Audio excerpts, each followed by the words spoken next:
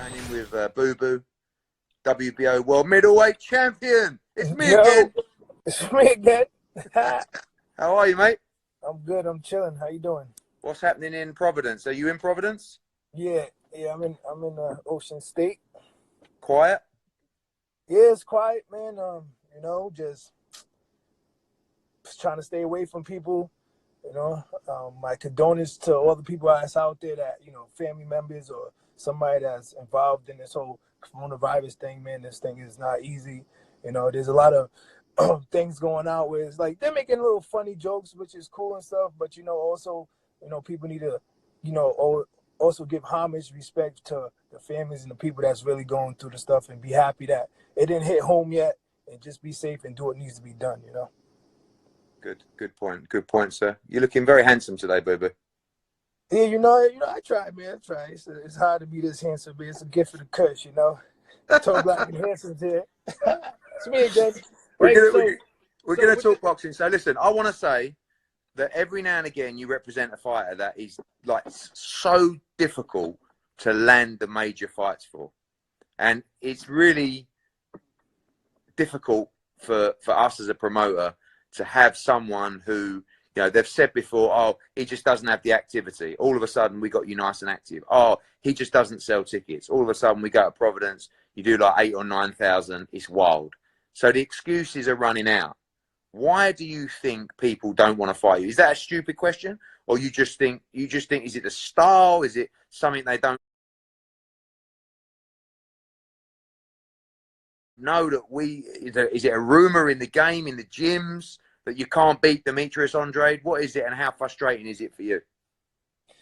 I mean, you got to look at it as a business. At the end of the day, does that person like, Canelo or somebody, or what their contract is. You know how contracts go, but win, lose, or draw, what's gonna, kill the chain, the cash money guy. You know how it is. Some people lose and their contract goes down in numbers. So at the same time, it's like, why am I going to, take the risk of fighting Andre where it's a possible chance of me losing and then I have to start all over again, But if you're good, if you're Canelo, if you're Triple G, if you're Billy Joe Saunders, whoever you are, Charlo brothers, if you're good and you lose to the better man like Demetrius Andrade and you continue to show and make your own legacy, you're still going to be you can still be a Hall of Fame guy. You can still be one of the top guys. You just lost against one of the best guys, the greatest guy. That's it. That's all how I look at it, But at the end of the day, I'm willing to put my skill and talent, my willingness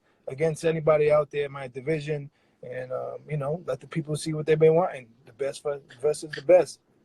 I asked Danny to kind of rate the 68 division, but I'm going to ask you about some guys that are sort of fluctuating between the divisions.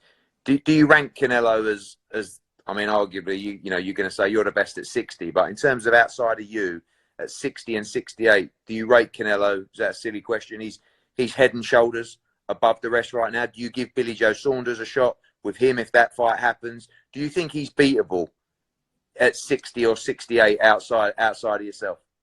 Yeah, of course. Everybody is. It's a 50-50 And who do you think can beat him? You think Billy Joe can beat him? If Billy comes in and does what he has to do, yeah, anybody can be beat. It's a 50-50 fight every time you step in the ring. That's how I look at it. For me, for anybody, and anybody can be beat, man. It's 50-50 out there. There's a couple of questions coming in about Sergey Derevenchenko. And like when I look at planning your future, obviously what we all want now is you want the biggest fights, preferably the unification fights. But obviously Derevenchenko put up a great fight against Gennady Golovkin last time out. Super, super close decision. Could have gone either way. Do you like that fight as well against Derevenchenko? I mean, I think style-wise as well, could be a great fight for you. Yeah, I asked for that fight before. I have no problem fighting anybody in my division. Anybody. I'm already fighting anybody. I'm fighting whoever is available at the time or whoever is willing to get in with me. So I'm not sitting here picking and choosing anybody. I would like to fight, the well-known, popular guys out there, but that's not the case. But if you could put a Derevenchenko fight with me, I would definitely love to take that fight. And, there's over here in the UK, there's a lot of people. It's probably gone under the radar a little bit with everything going on, but obviously we know you have a mandatory due, which is Liam Williams. quite a lot of people in the UK getting excited about that fight. Liam Williams is on a good run right now. He's an aggressive fighter. Good performance last time out against Alonte Fox. What's your thoughts on that fight, and what's your thoughts on Liam Williams? Yeah, I think you said this last time against Luke Keeler, and we seen what ended up with that fight. But listen, Liam Williams, toodles to him. I'm happy for whatever fighter is climbing the charts, the ladder, and making their way to be able to fight for a championship title. And that's what he proved to do, is get in the ring for a WBO shot with Demetrius Andrade, myself, and let's go. It's all good. Like, I'm not knocking anybody's hustle, but he is not going to be the one to stop this train. A lot of talk about Charlo fight. Is that a fight that for you is the fight right now? Unification fight, WBC world title. A lot said back and forward. What's your message to Charlo?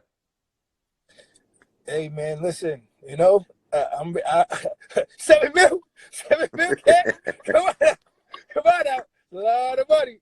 Still, no matter what, like I said, the win, lose, or draw, whichever way it goes, it just goes to show, the best. Supposedly they say that they're the best. I say I'm the best, and I'm willing to put that in action. And so it has to be the other way around. So, all I can do is just keep doing what I'm doing, winning. Whatever fighter comes upon, we take the challenge and we make it happen, and we do what we do, and we're still undefeated, and we're winning, and we're doing the style, and I'm giving, a different performance every time I step into the ring. What's your position now in terms of your weight making at 160? We know you're a huge middleweight. We also know you won world championships at 54 as well. You're a two-weight, three-time world champion. Are you comfortable still at 60? How long do you see that? Or is it just a case of if there's a big fight at 68, you'll jump up and take that as well?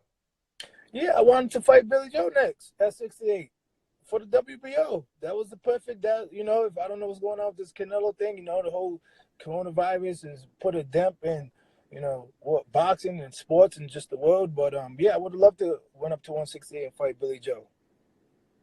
So that could be the move for you. Maybe Liam Williams next and then Billy Joe Saunders, or maybe we work something out to move straight to 68 and fight Billy Joe if you don't get Canelo. Yeah, listen, you already know, man. Make it happen. Make it happen, Eddie Hearn. They want to see your boy. Make it happen. Put me in there with anybody. It don't matter who it is. Just line them up, and I'll be there. There's a couple of questions. Last question. A couple of questions coming in about Chris Eubank Jr. Are you aware of him? Do you rate him? I have seen him. I think I might have seen him fight when I was going to fight Billy Joe back in until whatever happened. But I looked at that fight to see how Billy Joe took on some pressure. So that was the only fight I actually seen of Chris Eubank. Right, Demetrius, we're going to wrap it up, mate. Just a quick message for your fans. Tough times for everybody right now.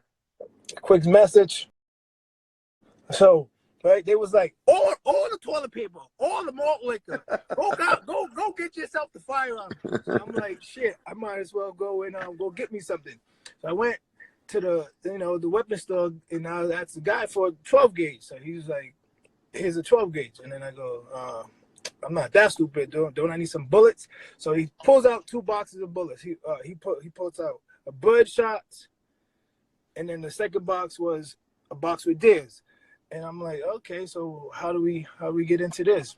He goes, well, what you want to do is put birdshot, buckshot, birdshot, buckshot, and after that, the gun goes Jamaican. It's like buckshot, buckshot, buckshot. That's horrendous. That is horrendous. Well, on that, mate, we're going to have to lose you there, mate. The line's gone terrible. I'll speak soon, mate. All right, man. Take care. Take it easy, mate. Cheers, mate. Bye. That was some Dave Chappelle for you. Cheers, mate. All right, peace. Boo Andrade, 2-weight, 3-time world champion.